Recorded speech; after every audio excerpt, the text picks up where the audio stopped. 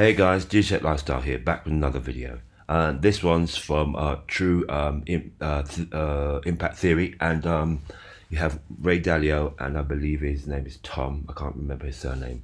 I think it's Bellew, and they're going to be talking about the banking crisis, recession, debt, money printing that's going to be taking place as a result of the war that's going to be taking place. So that's the only way they're going to be able to do this, because they have not got any money. If you look back to what happened in the USA over the last month, they actually were on the brink of shutting down. They left themselves 45 days in order to stay open.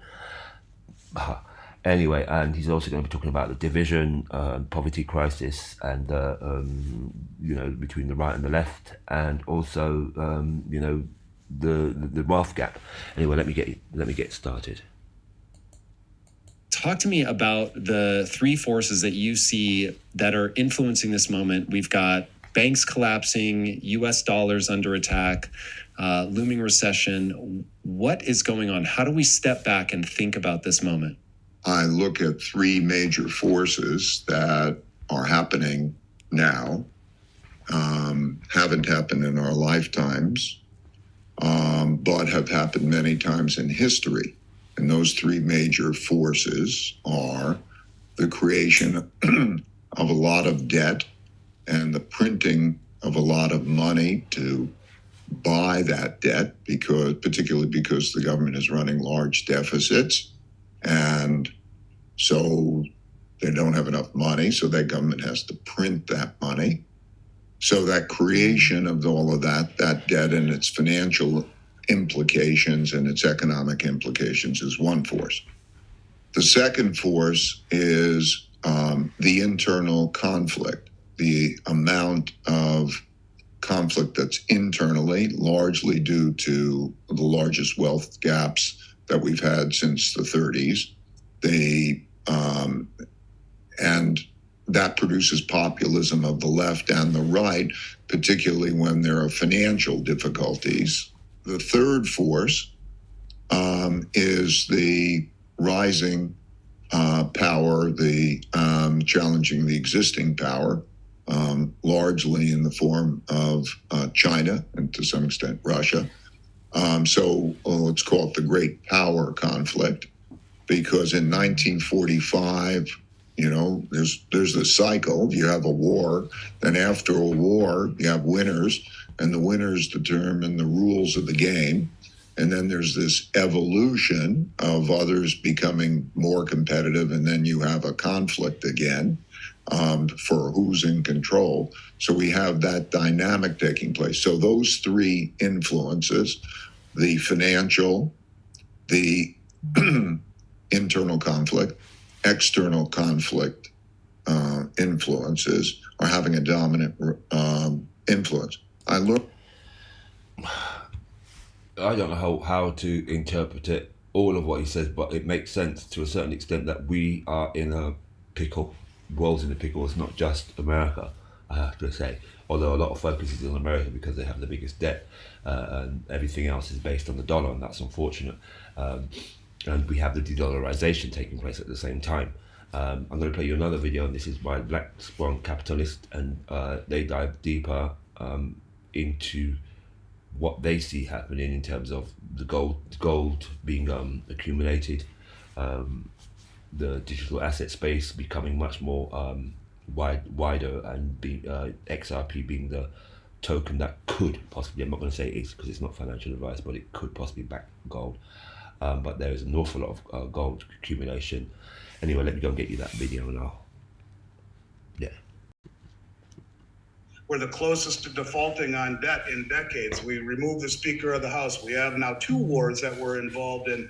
We got mortgage rates at their highest level in almost 25 years. We got the fires in Hawaii, the spill in Palestine, Ohio. We have the OPEC making voluntary cuts in oil. We got oil to the highest level it's been in over a year. We have record debt, both household at 17 trillion, mortgage at 12, student debt at 1.6 trillion, which, by the way, is the United States government largest asset of over 40%, which is pretty pathetic, and over 1 trillion in credit card debt. We're not prepared. We're not unified for an event. And maybe this is the the match that lights that fuse. But whatever it is, I can simply tell you that you can feel in the air things are getting much faster in their expression. So yeah, it wouldn't surprise me, guys, if this was, that matchstick that lights the fuse. I hope it doesn't, but I wouldn't be surprised. Yes. Only days before the attack happened, the markets were failing. They were dropping. And I noticed some shares were bought in defense, energy. Then the attacks happened, and now the market is surging. Geez, how'd that happen? I'm sorry? I said, geez, how'd that happen? Good What's question, right? also funny is, first of all, I don't believe in coincidences. So Not at that level. not at that level. And a couple of days ago, they had the emergency broadcast test, nationwide. You remember that? Yep. Okay, so that's just, the timing is funny, along with everything else going on behind the scenes. With open borders. I got an email I got a text message from Brasan that morning reminding me of it. So thank you, buddy. My pleasure. Yes.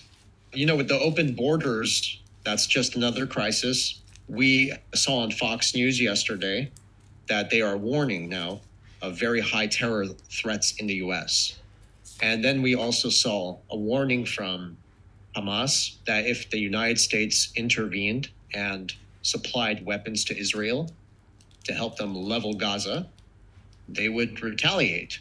So what is this supposed to mean? And with the emergency broadcast signal, it's almost like they're preparing us for something to happen in the U.S. I mean, and that's part of the issue. It's like, how do we allow, everyone in this country, our relatives came from another place, just about every single person on this planet. I mean, on this country, unless you're Native American, I guess. But short of that, 99.9% of the people in this country, we came from somewhere else. But you go back and look, and everyone has done it in a legal way. What other country can you just stroll across the border and say, I'm here? Well, fine, we're all about melting pot and bringing people in to assimilate and do the right thing in the right way. But we let millions of people in.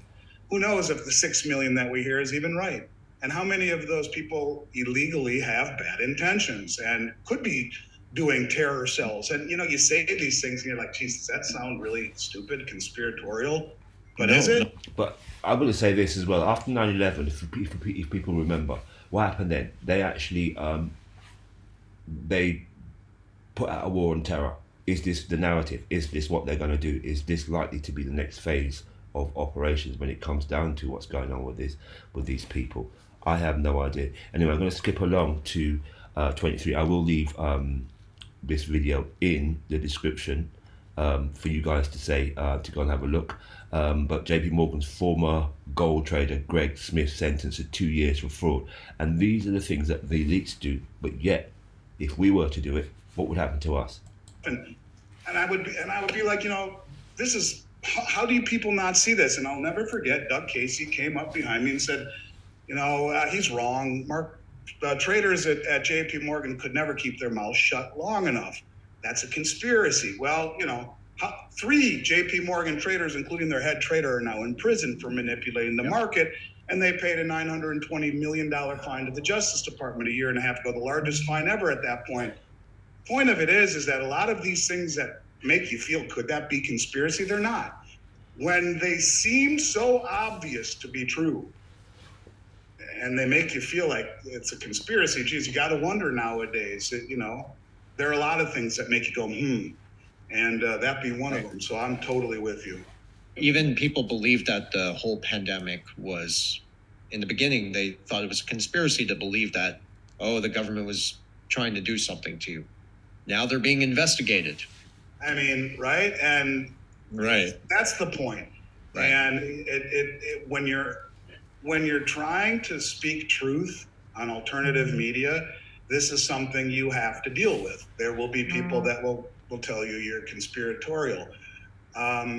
And being vindicated and validated sometimes really doesn't even feel good, because it just means that it's become so obvious that, hey, we should really actually be worried more than we should say, I told you so. But a lot of these things, I think, are highly probable. And what is the end game? I think when you try to figure out logic, you start from where you think it end game is and work backwards. And like trying to lose the world reserve currency, well, weaponizing it, that's bad. That's not the privilege of the country that holds the reserve status. That should be for world opinion. And to say to Saudi Arabia, we don't need you anymore, we're going green. Well, it's the protection of the Saudi kingdom and the fact that they will value oil in dollars that gives us the world reserve currency. Well, are we really trying to do this? Are the things that we are doing, which seem just confounding and idiotic, could we really be trying to level the playing field, to reset the system? And, I look at the banks, by the way, and I don't mean to skip all over, but it's all part of a bigger narrative. Exactly. The banks, they're going to collapse. And, I bet you even some of the people who watch your show, who are very well informed, don't know what a bail-in is and don't understand that when the Dodd-Frank law was written, bail-ins were made law. Well, if they wanted to stop the exodus out of the regional banks, the first thing that they would do is disallow the money markets to invest in the overnight reverse repo market. And in March and April, when all this money, hundreds and hundreds and hundreds of billions of dollars were leaving the regional banks, going to the safety of the too big to fail banks in their money market accounts, the Fed even came out and said we should review this because the fact that we're allowing the money markets to safely put their money in the overnight reverse repo market, paying 5 1/3% with daily liquidity in a money market, how are the regional banks going to compete when the best they can do is just over 4% in a 1-year CD? You got to lock it up for a year to get just over 4%, or put it in JP Morgan in a money market with daily liquidity at 5 1/3, who would stay in the regional banks that are systemic and that will be bailed in according to the new Dodd-Frank law. Well, they never did that. And all of this money is leaving the regional banks, going to the too big to fail banks, into the money market. But what is even more concerning about that is all of the money leaving the commercial banks, which is actually more than it's leaving the regional banks. They're going directly to treasurydirect.gov. And they're buying short-term treasuries directly from the Treasury because those rates, and this is why the overnight reverse repo market is draining, those rates are higher than the Fed is paying. So that sucking sound you hear is money leaving the regional banks to the commercial banks and leaving the commercial banks directly to the Treasury. And we will take one bank run, and people will freak the hell out when they see a bank, let's say like PNC Bank, fail. And you have a business account with $5 million in operating capital, boom, it's gone except for $250,000. And watch what happens then when everyone scurries to pull their money out, which makes all of these banks have to sell their treasuries at 50 cents on the dollar to meet redemption demands. And the whole thing blows up. Now, is that a conspiracy, or are we close to that? Could it be something that happens there, or an event here that precipitates these things? And so I think we're closer to that moment than we have ever been, ever. And, I hate speaking this way. I would rather, talk about, nice things. But this is one of these times I think you need to just accept it and do what you can to prepare for it. Yeah, and I agree with you. And right now, that's what they're doing with the banks. It's like a consolidation phase, right? So they're shifting the power to the larger banks and putting the small banks out of business, technically, right? Correct. Yeah. Now, I feel like they've been planning this since 2009, and there's enough sufficient evidence out there to support this. So, they've been planning this next crisis since 2009 after the 2008 housing crisis for obviously control and power and to move us towards a new financial system. But about the Financial Stability Board, right? So it was formed by G20 leaders in 2009, including Barack Obama. And actually, Jim Rickards writes about this in his book, The Road to Ruin.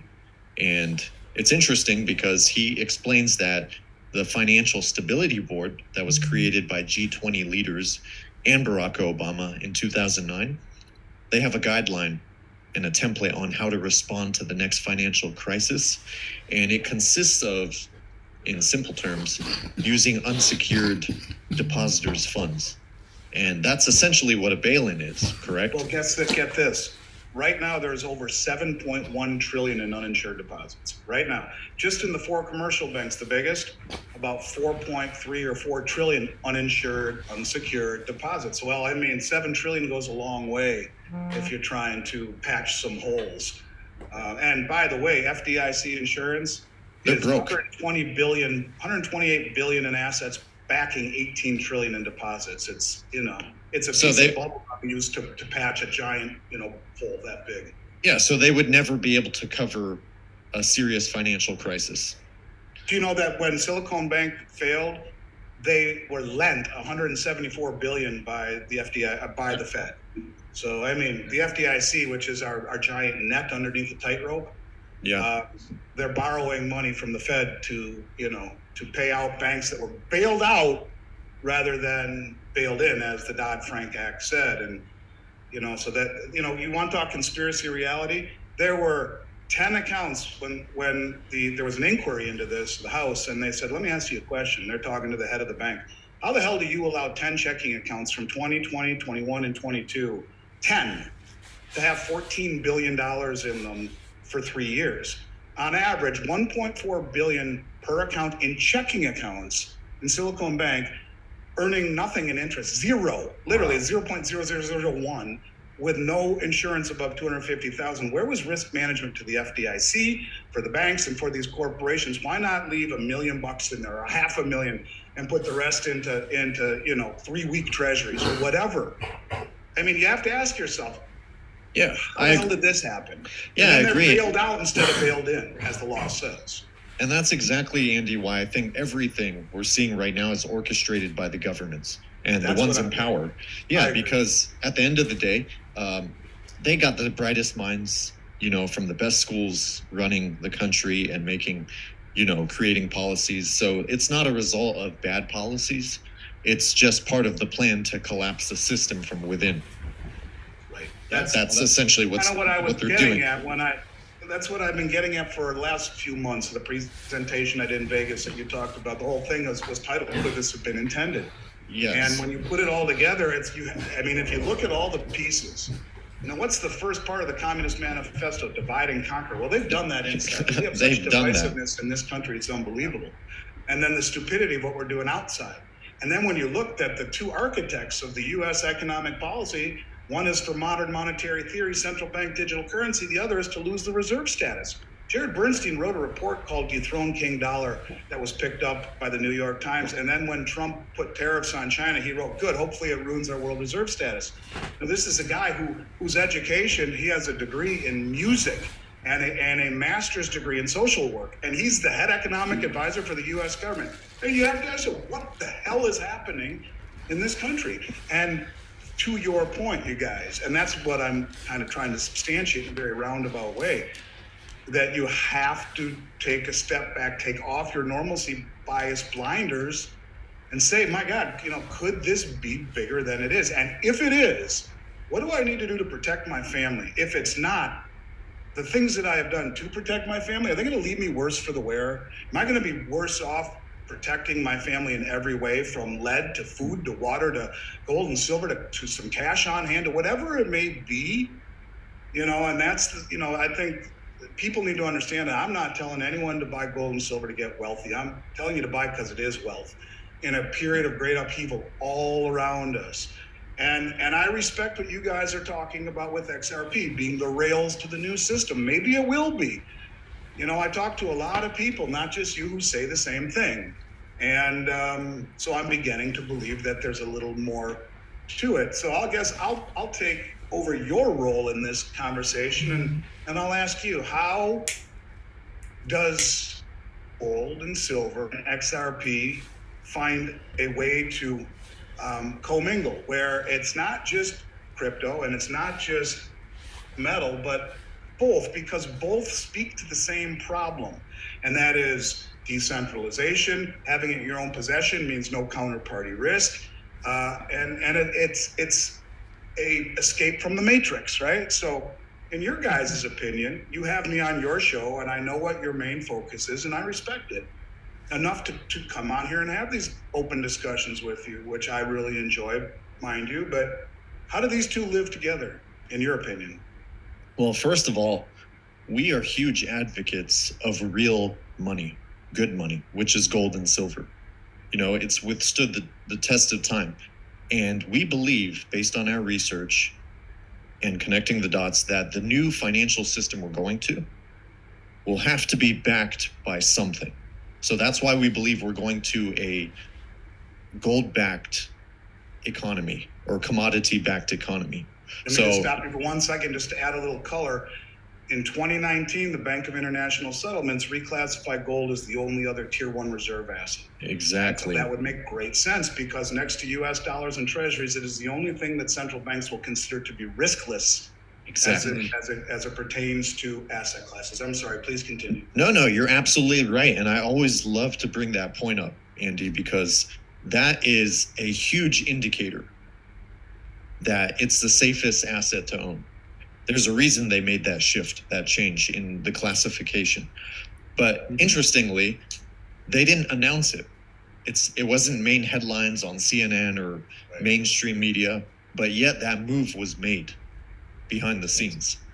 And so we clearly know that we're advancing towards a cashless economy based on the new financial system the foundation will be blockchain technology. That's the direction we're going in. Now, if you can add a little more color, again, the Bank of International Settlements, who said gold is the only other Tier 1, and mind you, the last 18 months, the central banks of the world have bought more than at any time ever. Yes. And number two, they also said that by 2025, every single country must have an operational CBDC. And if you look at the whole world's gross domestic product and take 95% of it, and the countries that make up that 95%, every single one of them has a CBDC in development right now. So again, to your point, you're spot on.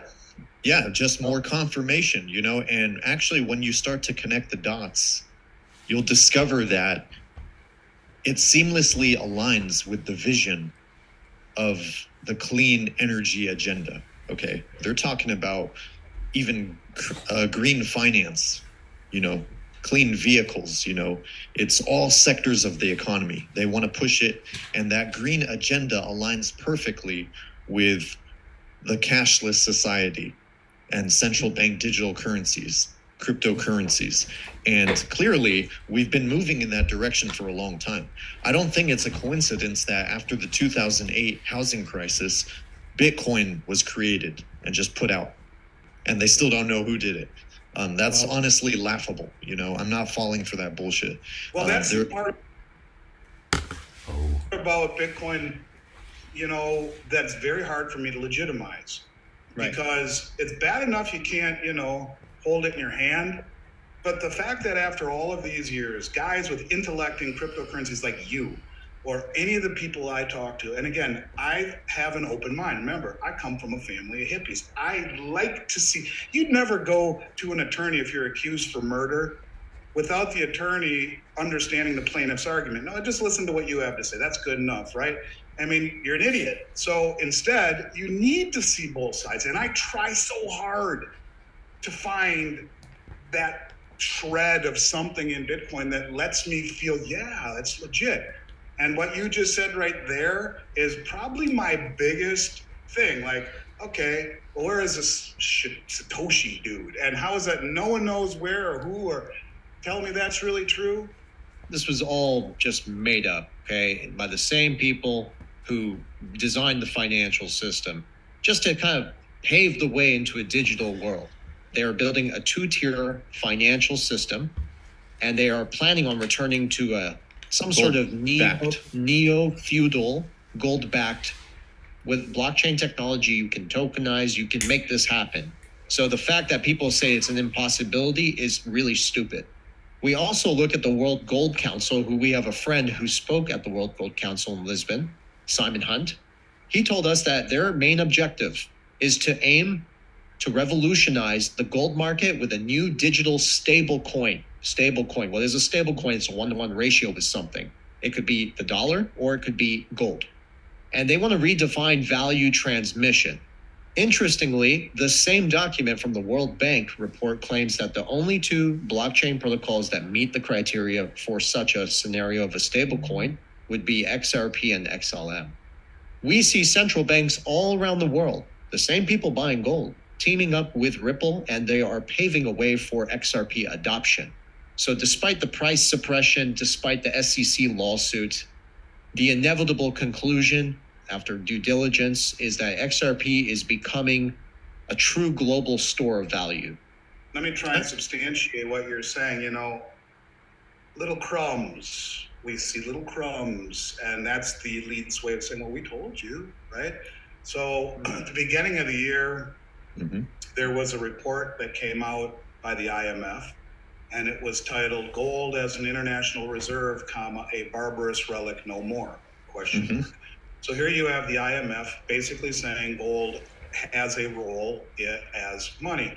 And then you have Kristalina Georgieva, the head of the IMF, who came out just a few months ago and said a central bank digital currency not pegged to something is just another fiat currency.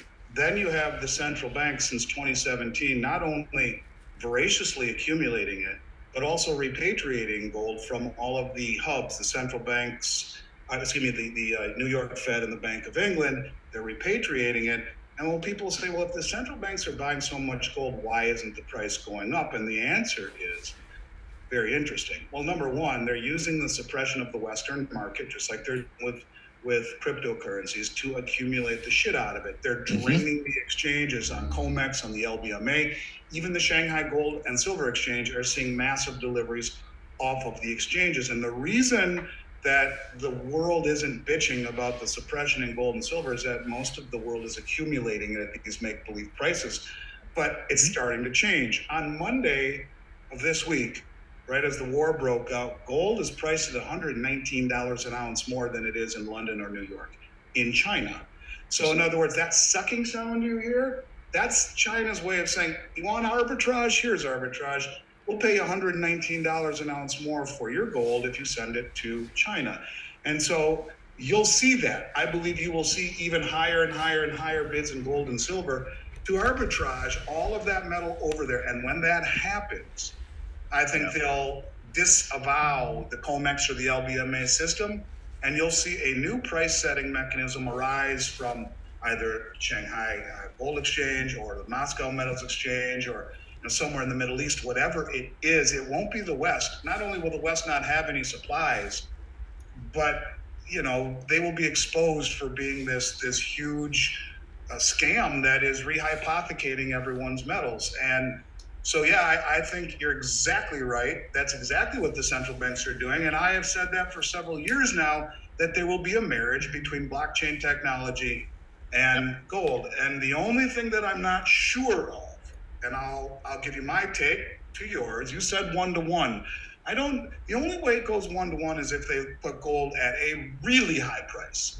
Yes. 20,000, 50,000, whatever. Another way of doing it would be to use blockchain technology to show the immutability and the veracity of what is there, what each country pegged to the system, and maybe say 20% of every new currency unit has gold backing. And have it audited, third party, independently. And because President de Gaulle from France proved that convertible currencies convert when he almost drained all the gold held at the Treasury, and that's why Nixon closed the gold window. He sent warships over from France and said, give us our gold. If we can exchange our dollars, we'll take the gold. Thank you. And he drained all the gold, and Nixon closed the gold window. Yeah. So instead of making it redeemable, I don't know, maybe they would. You know how you just said they would have to reevaluate the price of gold to, for example, 10, 20, 50,000? Okay. Well, in 1933, you know this, Andy, that when they confiscated gold and they issued the executive order, they confiscated it for what, $20 and some change? But then after a year, they did the gold reevaluation and they moved the price publicly to $35 and some change. So for people that say it can't happen, well, it has happened in the past. Right. You know what's even more interesting? So yes, right, guys. I'm gonna leave it there. I'm gonna leave the video in the link in the description for you guys to go and watch the whole thing. But the last bit he did say about was the gold reevaluation account, which they have created, and they are buying gold at droves, which I understand, and I think that we are going back to a gold standard. It makes sense. after all, gold is money, and it has been proven for decades, for thousands and thousands of years before they manipulated the system. Anyway, guys, Legit Lifestyle out, like and subscribe. I hope you enjoyed that video because I found it very informative for me, and I'm hoping you guys as well will understand what's taking place, especially when it comes down to digital assets, XRP, XLM. Not financial advice. Take care, sir. Bye.